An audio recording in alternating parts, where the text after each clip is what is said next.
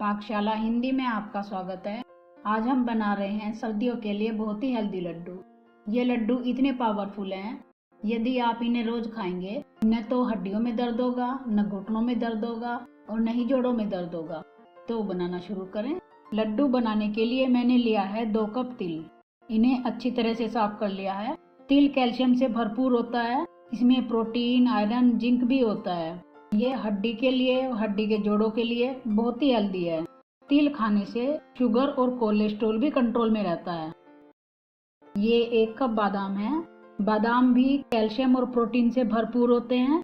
इसमें iron, zinc, magnesium और vitamin E भी होता है, जो हमारी हड्डी के लिए और हमारे हार्ट के लिए, दिमाग के लिए बहुत ही फायदेमंद है। बादाम खाने से शुगर और कोलेस्ट्रॉल भी कंट्रोल में रहता है। और ये मैंने 3/4 कप गोंद लिया है। ये कैल्शियम से भरपूर होता है। इसमें फाइबर भी बहुत अधिक मात्रा में होता है, जिससे हमारे डाइजेशन अच्छा रहता है और हमारी स्किन के लिए भी बहुत अच्छा है। गोंद खाने से हड्डियों के जोड़ों को बहुत ताकत मिलती है। ये शरीर को गर्मी भी देता है। इसे खाने से ब्लड शुगर भी कंट्रोल में रहता है। ये मैंने खसखस के दाने लिए हैं 2 बड़े चम्मच। खसखस में calcium, zinc, omega 3, omega 6, omega 9 भरपूर मात्रा में होता है।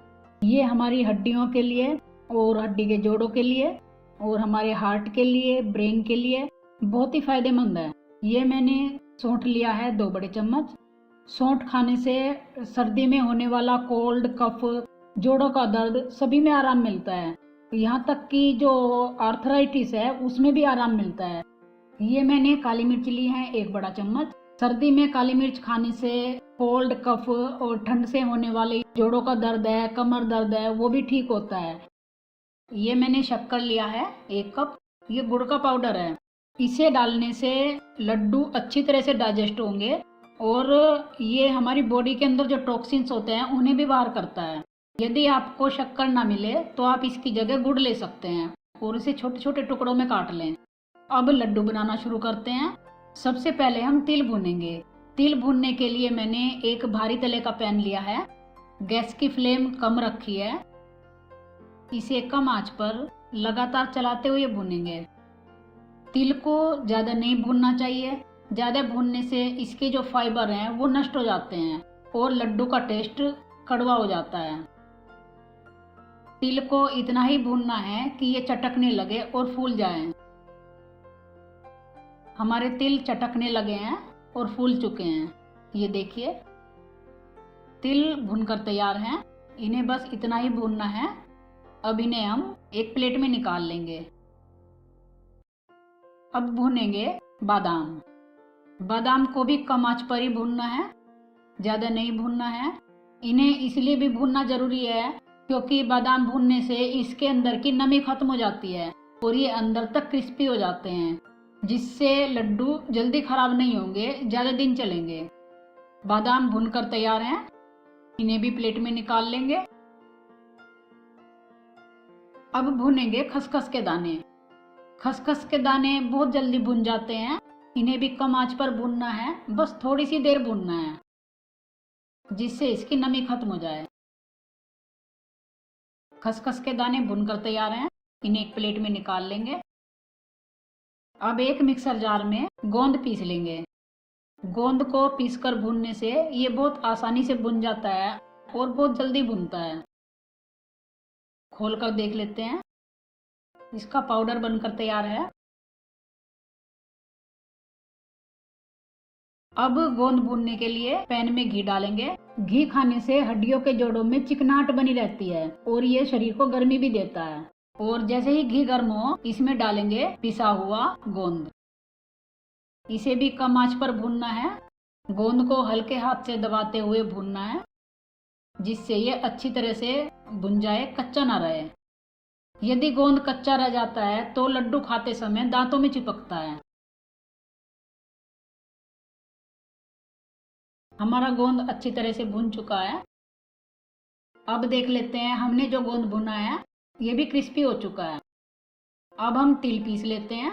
तिल भी ठंडे हो चुके हैं। तिल बहुत जल्दी पीस जाते हैं। इसे बस थोड़ा सा घुमाना है, जिससे तिल बारीक हो जाएं। ये देखिए तिल का पाउडर बनकर तैयार है। अब हम तिल को एक बड़े बर्तन में निकाल लेंगे।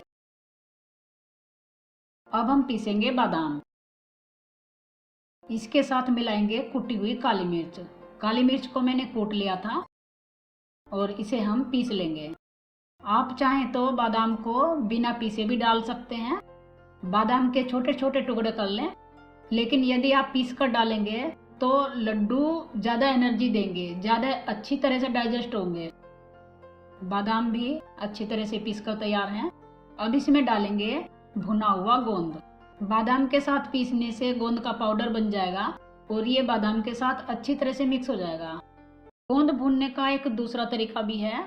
गोंद के पहले छोटे छोटे टुकड़े कर लें, तब भूनना चाहिए गोंद को, और बिल्कुल थोड़ा सा डालना है। उसे कम आंच पर चलाते हुए भूनना है। बादाम के साथ गोंद पीस कर तैयार है। अब इसमें डालेंगे शक्कर और इसे एक बार और पीस लेंगे।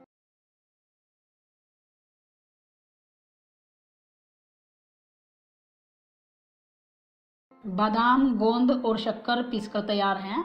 बहुत अच्छी तरह से मिक्सचर तैयार हुआ है। हमने जो तिल पीसे थे उसमें मिलाएंगे खसखस के दाने, सौंठ। इन्हें अच्छी तरह से मिक्स कर लेंगे। अब इसमें मिलाएंगे बादाम, गोंद और शक्कर का मिक्सचर। इसे मिक्स कर लेंगे अच्छी तरह से।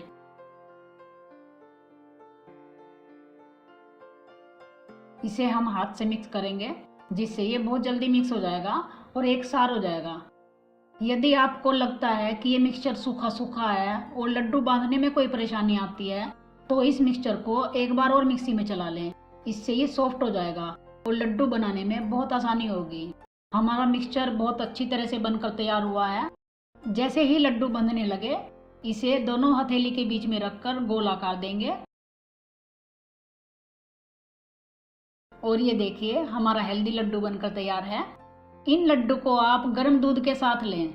आप चाहें तो इसे दिन में 2 बार भी ले सकते हैं। इन्हें खाने के बाद न तो हड्डियों में दर्द होगा, न घुटनों में दर्द होगा और न ही जोड़ों में दर्द होगा, न कमर दर्द होगा और न ही सिर दर्द होगा। ये लड्डू बहुत ही सॉफ्ट बने हैं और खाने में भी बहुत ही टेस्टी होते हैं। ये लड्डू खाने से थकान, कमजोरी, खून की कमी भी दूर होती है। हमारी बीमारियों से लड़ने की शक्ति भी बढ़ती है। आप इन लड्डू को एक बार जरूर बनाएं। आपके लड्डू कैसे बने और आपके परिवार को कैसे लगे, हमें जरूर बताएं। यदि आपको मेरा ये वीडियो अच्छा लगे, इसे लाइक करें, शेयर करें और मेरा चैनल सब्सक्राइब करना न भूलें। मैं आपसे फिर मिलती हूँ एक नई रेसिपी के साथ।